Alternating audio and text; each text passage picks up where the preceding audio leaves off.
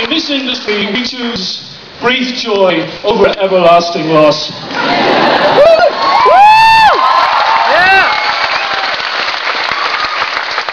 And what better way if you have 3 hours in your life to spend it here with these people?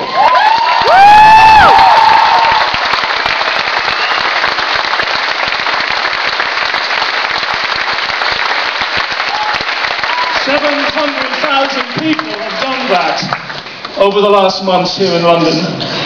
And these people's journey started 18 months ago. And when we talk about these people, of course, these are the people, the actors who represent the front line. But let's not forget the 19 musicians who were in the pit.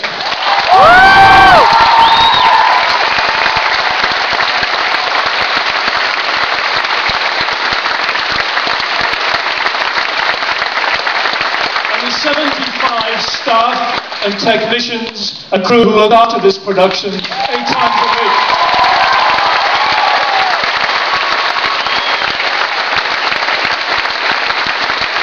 And also thank you to a front of house staff who have been incredibly loyal and supportive of this production and the box office.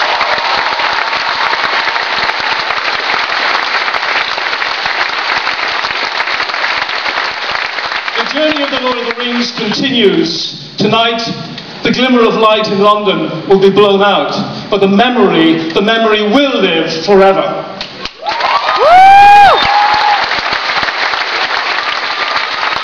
These projects are a collaborative process, and some of the people at the core of that collaboration are here today, and I want to acknowledge them. I want them to join me in recognizing and celebrating the talents that have carried this production forward through all these months and given everything so much 8 times a week.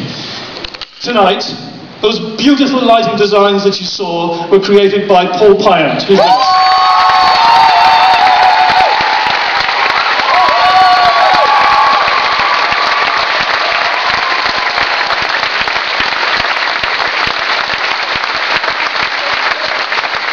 Did a design ever honour a story so beautifully as Rob Howell's designs?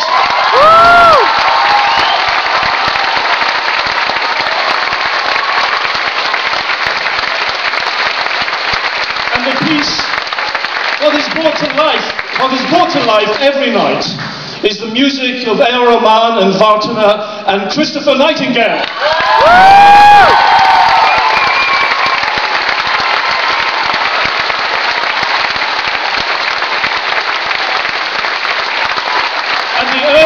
Original creation of J.R.R. Tolkien, taken by Sean McKenna, and the genius of Matthew Warchus in his dramaturgy and the fashioning of this story for the stage that people said could not be done. And for the brilliance of his vision, Matthew Warchus.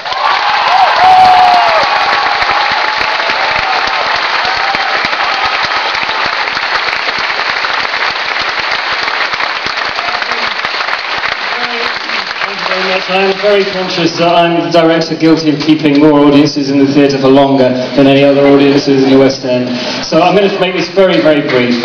Just to say that,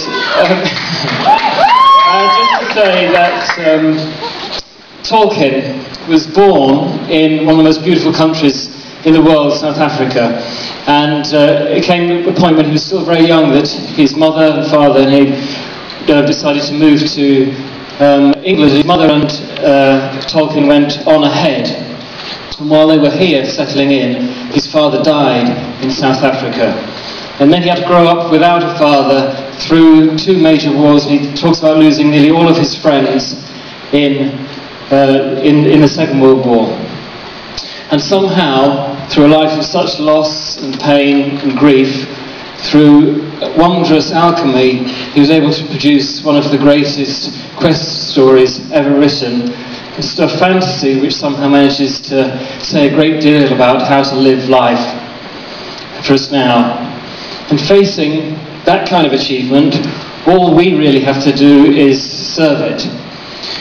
And that's, I think, what we have done. It's been the most unforgettable journey for me, and an incredible privilege and opportunity to be asked a seemingly impossible question: can you put this onto a stage? And sometimes seemingly impossible is exactly what should be asked. These are the challenges that should be given people.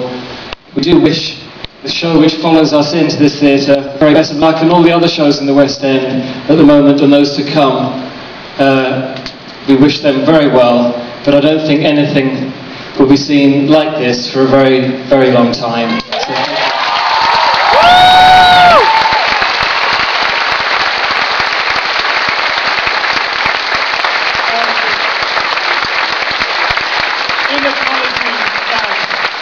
As a producer, I need to honour the other pillar of strength that actually sells and communicates what this show is about. And those people are out there tonight. And for those people who have worked with us in bringing 700,000 people in here to the theatre, thank you very much.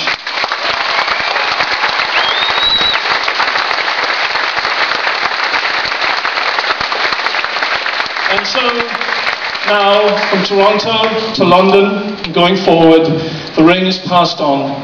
And these wonderful people who have been a family for 18 months are going to say good night. Bring the memories and the cherished wonders of live theatre away with you, enriched as they have all been over the last experiences of the 18 months. And so as we leave the stage and leave the actors to take the final bow, rise and celebrate London's The Lord of the Rings.